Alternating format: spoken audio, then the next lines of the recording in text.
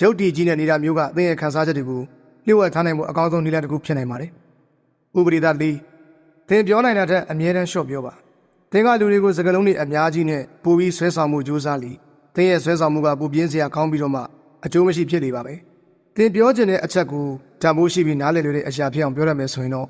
အတူအယောင်တွေတောင်မှပဲအစင်မှန်လိုမျိုးဖြစ်လာစေနိုင်ပါတယ်။ပြောနေတဲ့အချိန်မှာသင်ဘယ်လိုမျိုးကြည့်နေတယ်ဆိုတာကလည်းအရင်အရေးကြီးပါတယ်။သင်ရဲ့စကားကိုသိမပြောခဲ့ရင်ကြည့်ရတာပိုပြီးဆွမ်းရှိတဲ့ပုံစံပိုပြီးတော့မှထူးခြားစမ်းချေတဲ့ပုံစံပေါ်စီပါတယ်။ဒီအစည်းအဝေးတွေကိုမမေ့လိုက်ပါနဲ့။တိတ်တိတ်လေးနေတဲ့လူကတခြားလူတွေကိုစိတ်မသက်မသာဖြစ်စေနိုင်ပါတယ်။လူတွေကအသင်ဘာတွေးနေတယ်ဆိုတာကိုစိတ်ဝင်စားကြတယ်။ဘာလို့လဲဆိုတော့သူတို့ကအမောင်ထဲမှာမနေချင်ရလို့ပါ။သင်ကအသင်ကိုသင်နားလည်နေတဲ့အချိန်မှာသူတို့ကသင်ကိုနားမလည်နိုင်ကြပါဘူး။သင်ရစကားနည်းနည်းပဲပြောတယ်ဒါမှမဟုတ်ဘာကူမှမပြောဘူးဆိုရင်သင်ကိုတိုက်ခိုက်ဖို့ဆိုတာမလွယ်ကူပါဘူး။တကယ်လို့ဒါတိတ်တိတ်ဆိတ်ဆိတ်မနေဘဲနဲ့လိုက်တုံ့ပြန်ပြောဆိုနေရင်တော့သင်ရဲ့တကယ်ရည်ရွယ်ချက်တွေနဲ့အားနည်းချက်တွေပေါ်သွားနိုင်ပါတယ်။သင်ရတိတ်ဆိတ်ငြိမ်သက်ခြင်းကိုသင်ရဲ့အားသာချက်တစ်ခုအဖြစ်အသုံးပြုနိုင်ပါတယ်။သင်ရစကားနဲ့တဲ့လူဖြစ်ပြီးသင်ရဲ့စကားကိုသူတို့ပိုတန်ဖိုးထားနားထောင်ပြီးတော့သင်ရဲ့ဆိုလိုရင်းကိုသိချင်ကြလိမ့်ပါပဲ။ဒါကသင်ကိုပိုအရေးပါအရာရောက်တဲ့လူလို့ထင်ရစေပါတယ်။သင်ရစကားနဲ့လေပို့ပြီးတော့မှသိရခက်တဲ့လျှို့ဝှက်စမ်းကြတဲ့လူဖြစ်နေပါပဲ။သင်ရဲ့စကားလုံးတွေတိုင်းကပို့ပြီးတော့မှအတိတ်ပဲနှက်ဆိုင်မယ်ပြီးတော့ပို့ပြီးလေးနက်နေပါလိမ့်မယ်။ American artist နဲ့ director တူဖြစ်တဲ့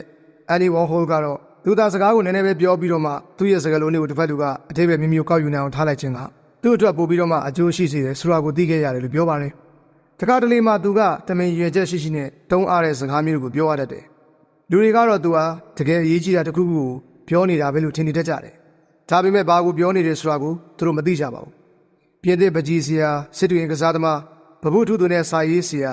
မာဆယ်ဒက်ချမ်ကသူ့ကိုသင်ပေးခဲ့တာကတော့သင်ရဲ့အလုပ်အကြောင်းကိုလူတွေကိုသိမပြောပြရင်လူတွေကအဲ့ဒီအလုပ်အကြောင်းကိုပူပြောကြလိသင်ရဲ့အဲ့ဒီလုပ်ကိုပူပြီးတော့မှလိုချင်ကြလိပါပဲတဲ့ဥပဒေသားငါသင်ရဲ့ဂုဏ်သိက္ခာကိုအသက်နဲ့ရင်းပြီးကားခွဲပါ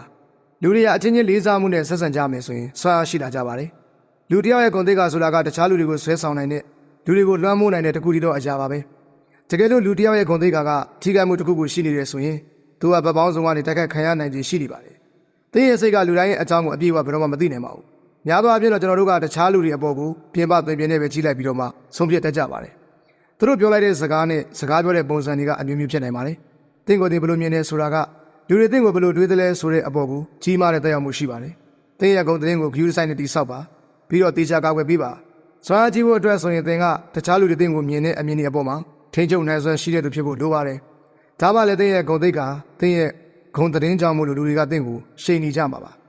ဒီလိုဆိုရင်လူတွေကိုသင်ပို့ပြီးတော့မှလွှမ်းမိုးနိုင်မှာဖြစ်ပါတယ်ဒါကြောင့်သင်ကစူးစမ်းပြီးတော့မှဂုဏ်သိက္ခာတစ်ခုကိုတိဆောက်တင်ပါတယ်ပြီးတော့တေချာထိန်းသိမ်းထားဖို့လည်းအရေး